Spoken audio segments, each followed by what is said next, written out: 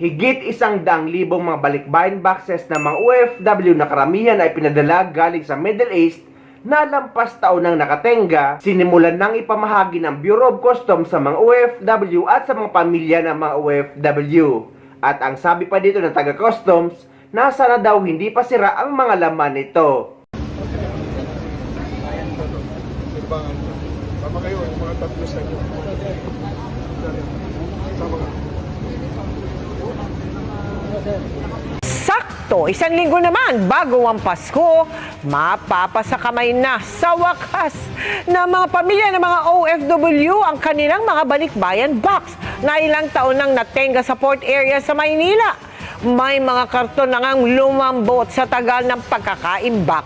Kaya ang sabi ng customs, dapat idemanda ang mga nagpabayang deconsolidators. Nakatutok si Oscar Oida. Tila ayaw ng bitawan ng 48 anyos na OFW na si Michelle ang kanyang balikbayan box nang mabawi niya ito kanina sa inspection and delivery rollout ng Bureau of Customs sa mga abandonadong balikbayan boxes sa port area sa Maynila. Dugot pawis ko po ito. Nandito rin po lahat yung pera ko, yung pinagdaan ko na paunti-unti bumibili po ako ng mga gamit nila. Taste po talaga para po sa mga anak ko kasi solo parent ng po ako. Paano ba naman? Nasa Kuwait pa si Michelle nang ipadala niya ang balikbayan box noong 2023. Nauna pa siyang makauwi bago nila ito nakuha. Yung sa apo ko po, naglalakad na po yun. Bago ko na yung mga gamit ng mga sapatos niya rito, tsaka damit.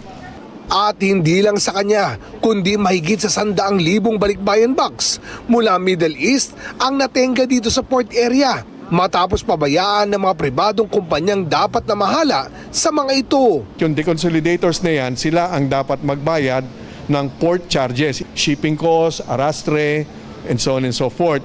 At dapat din pagbayaran, siyempre, ang mga taxes and duties sa gobyerno. Hindi nila binayaran lahat yan. Sa pananaw ng pamahalaan, yan ay naabandona. Ang isa nga na nahulog ng buksan ng isang container van, halatang lumambot na ng gusto marahil sa tagal ng pagkakaimbak. Ang problema natin dyan, yung mga nagpadala ng mga pagkain o perishable goods, sana hindi pa sira.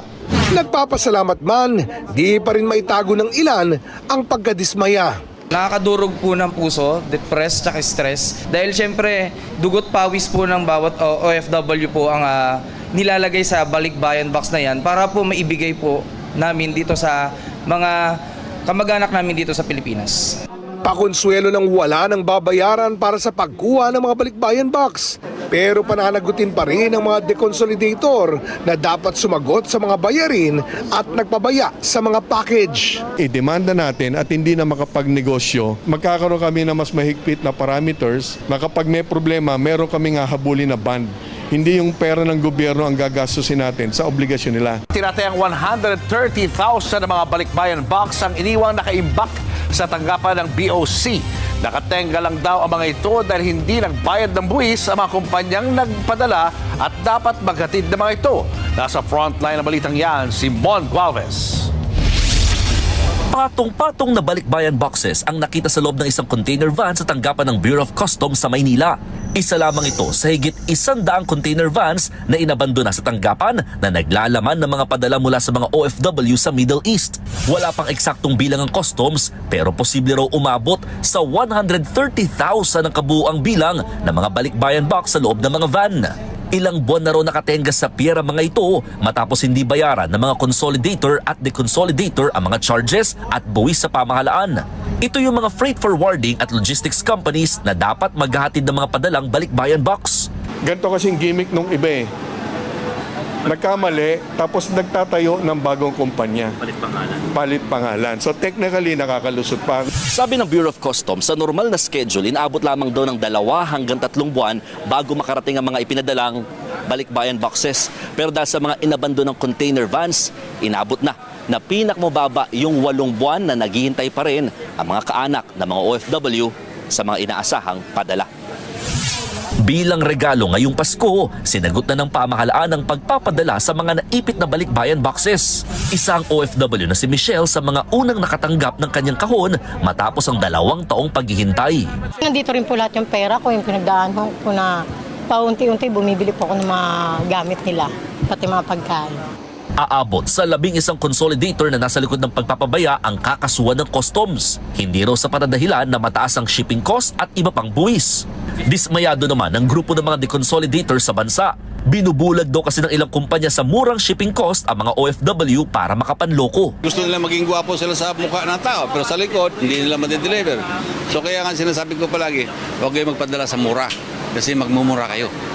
Target ng BOC na maideliver ang mga balikbayan box hanggang sa unang bahagi ng Enero sa susunod na taon. Sa ating mga OFW dito sa ibang bansa ay madalas tayong namimili ng mga nakasale na madalas ay ilang buwan na lang kagaya ng 6 months or less than 1 year ang itatagal bago ma-expire. So kung lampas taon ang nakatenga sa imbakan ng mga balikbayan boxes, ay for sure karamihan ay sira na ang mga ito. May mapakinabangan man ngunit iilan na lang. Dapat bigatan ng Pilipinas o ng ating gobyerno ang parusa sa mga ganito. Kagaya dito sa United Arab Emirates na kapag may mga ganitong kaso ay hindi dihado ang mga nagpadala or ang customer. Dahil ioobliga ng gobyerno dito na bayaran ng kumpanya ang customer or ang worker kung ang kalaban niya o kinasuhan niya ay ang kanyang pinagtatrabahuan. Hindi kagaya sa Pilipinas na kung sino pa ang mga OFW or nagpadala, sila pa ang laging dehado. Tama kayo, mga 3 sa inyo. Tama ka.